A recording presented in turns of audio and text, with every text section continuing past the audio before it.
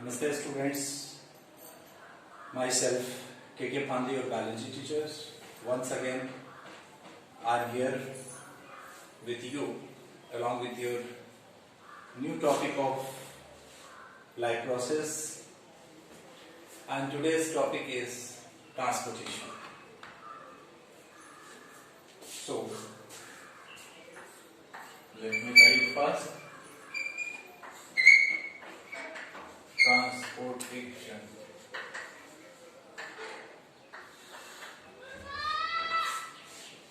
Students, in previous topics, nutrition and respiration, we have seen by the process of nutrition, living organism obtain its food. In case of animal, that food is digested and absorbed into the blood. In respiration also, exchange of gases occur with the help of air. Now, question is how that food molecules, absorbed food molecules and absorbed gases are transferred from one part to another part, to different parts of the cells and tissue. The mechanism by which such required materials are transported to different parts of cells, tissues, or the different organs in the living body is called the transportation. This is very essential life process in all living organisms. So we'll study this transportation in two parts. First of all, transportation in human and then transportation in plants.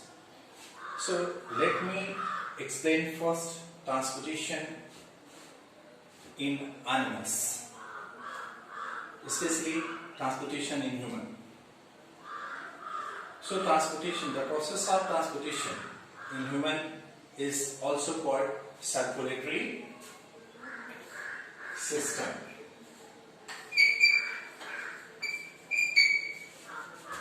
Circulatory system. In our body, the process of transportation is called circulatory system. And this circulatory system in human consists of parts like, it includes three main parts. The first is circulatory medium, that is medium for the circulation is the blood. Second, circulatory pathway, that is blood vessel.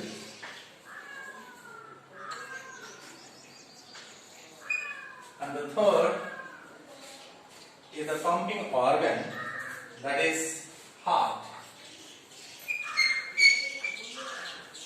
So the human circulatory system consists of these three components: medium by which transportation occurs, pathway through which transportation occurs, and the pumping organ which pump the blood or the material. So first of all, see about the blood. We all have studied blood in standard 9. Blood is a fluid connective tissue.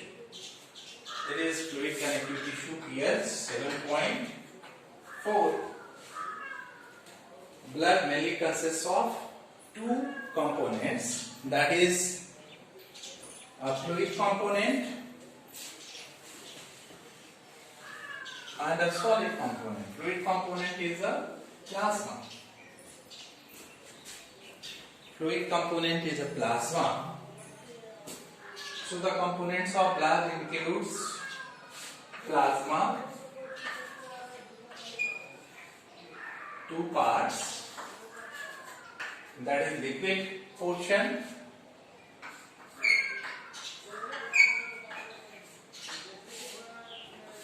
and that is next is the cells,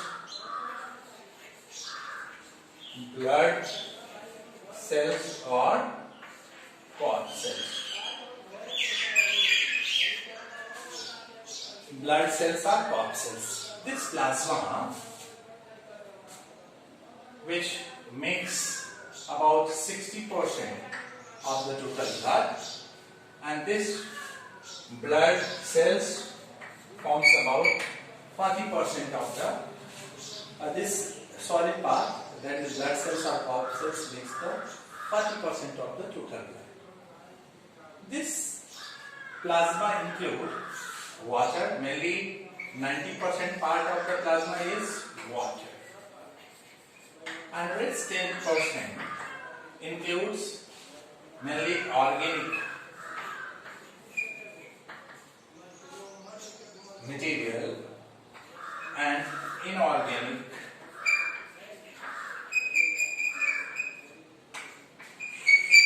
salts and oil. Organic material means protein, carbohydrate, protein, sugar, amino acids. So proteinous components are mainly albumin, globulin, prothrombin, thrombin, like that. Fibrinogen. See, what is the next part? That is blood cells, corpuscles. As I told you, it includes 3 types of cells. This includes first RBC,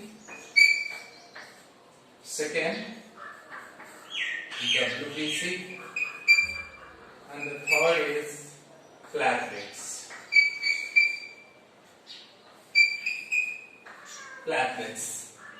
RBC, red blood corpuscles, also called erythrocytes. WBC, white blood cells, also called leukocytes. Platelets, also called thrombocytes. Out of these 3 types of cells, WBC has nucleus. In case of human, only this WBC is nucleated. RBC and platelets are non-nucleated cells.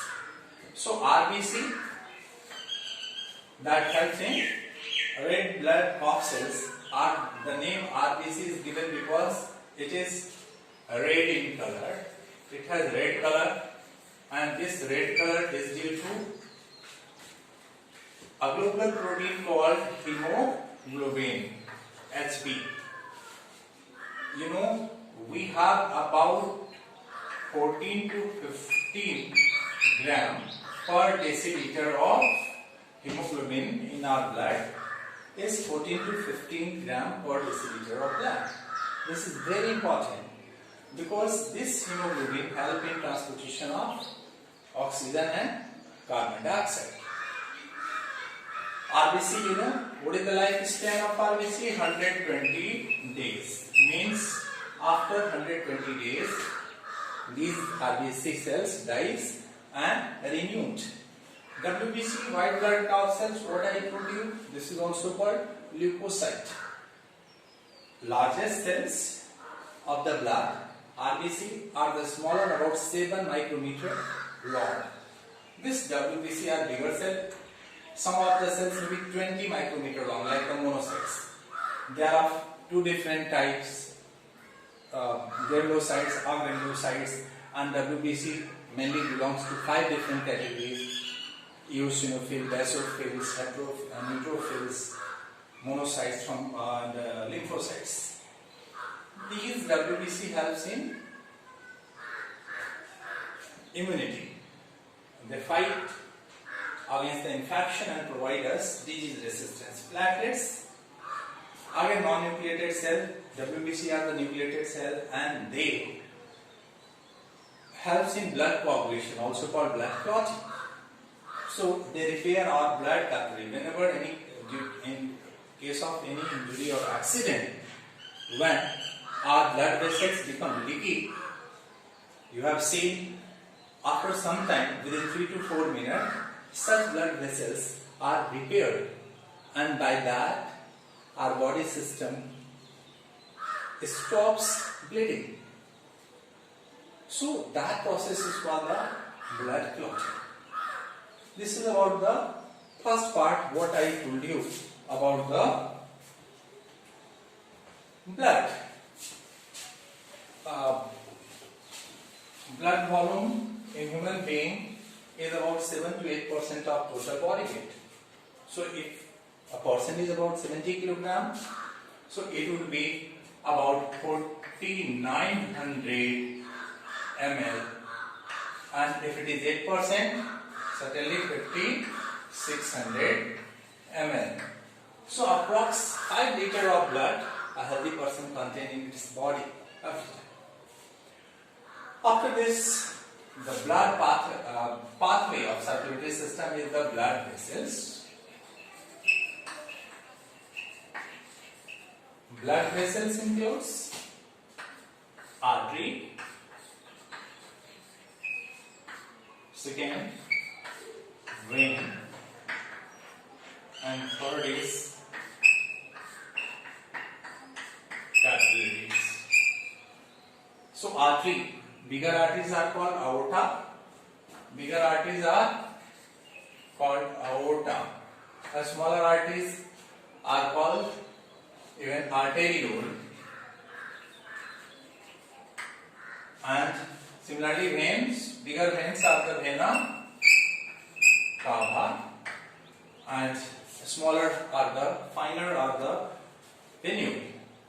Capillaries, joints between artery and capillaries are the joining vessels. They join arteries and vein together. So these capillaries are the single layered blood vessels by which exchange of materials takes place within the tissues. Arteries and veins are the transporting vessels. They do not help in exchange of materials. Arteries are thick wall, veins are thin wall. If you see structure, both artery and veins have 3 layers. But the basic difference between arteries and vein is arteries are deep seated. Veins are superficially placed. These are the veins.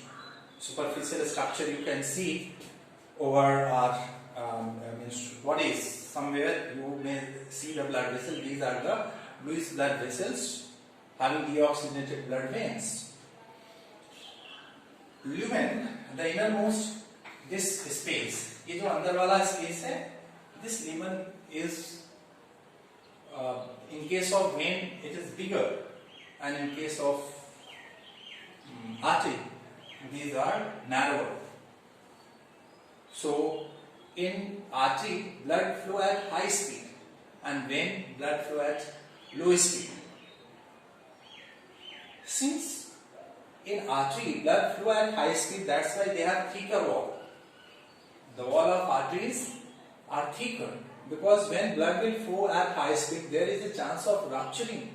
यदि ऐसा नहीं हो तो क्या होगा कि blood vessels जो होंगी आर्टरी की यदि थिन होंगी और ब्लड हाई स्पीड से फ्लो करेगा तो वो बर्स्ट कर सकती हैं, रप्चर कर सकती हैं. So nature has given this kind of septic wall. So you can learn differences between artery and vein. This is very important question, mostly asked you. You should know all these differences. What is the difference between artery and vein? 4 or 5 differences I have told you.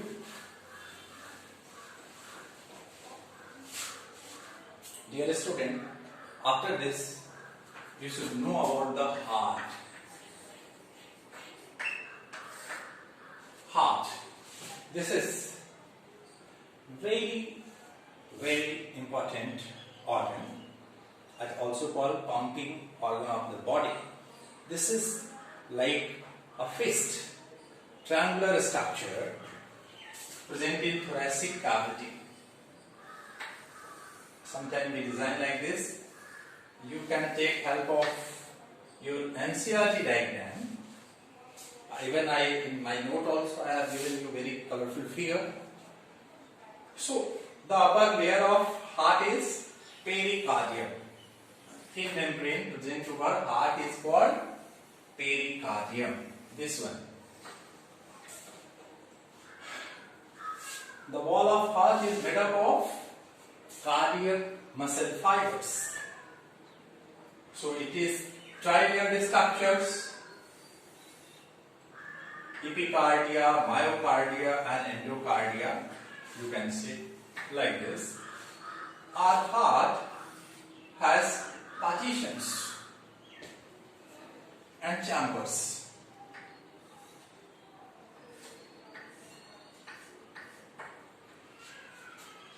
Dear students, we have 4 chambers in our heart.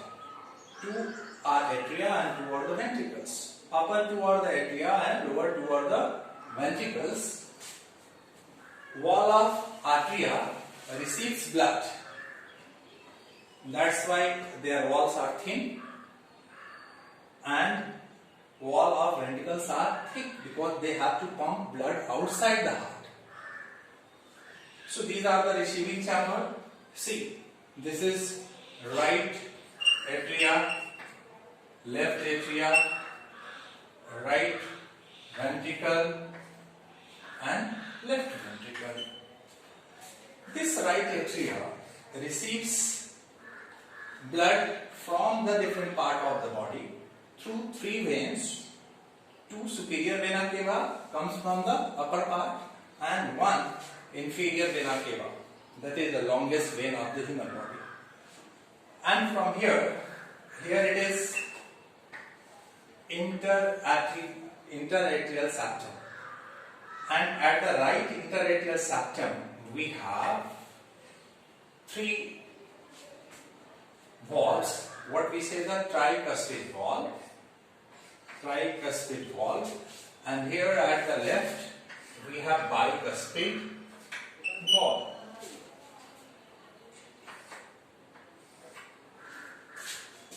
When blood is coming from this right atrium going to the right ventricle, and from ventricle it is going to the where? It is going to the pulmonary, joining the pulmonary artery and going to the lungs. In lungs, oxygenation of blood takes place, and after addition of oxygen and removal of CO2, blood come back to this left atrium. This oxygenated blood, now blood is called oxygenated. You can take help of diagram I have given in your notes as well as given in NCERT. So this oxygenated blood which is coming through this pulmonary vein, this oxygenated blood again join this left ventricle, and from ventricle systemic aorta, you can also say aorta, dorsal aorta or systemic aorta is open, which supply blood to different part of our body. And again, after distributing blood to different part of body, collecting waste, it again join, and carbon dioxide it join to the right atrium. So this is our heart. There are so many terms related with heart. You should know valves. Valves are the structure which allow flow of blood in only one direction. Atria, ventricle, right atrium, left atrium, pulmonary vein, pulmonary artery, pulmonary vein. These are the structure. In human, to flow blood once in body, it pass 2 times through the heart, and that's why such kind of circulation in human is called double circulation. So double circulation, this doubles, suppose if it is human heart,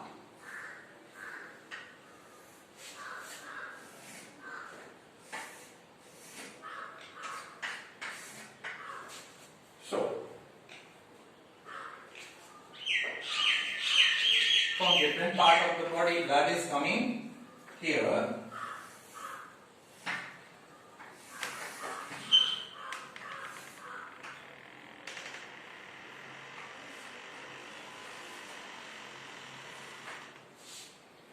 and this is right atrium, and from here this blood goes to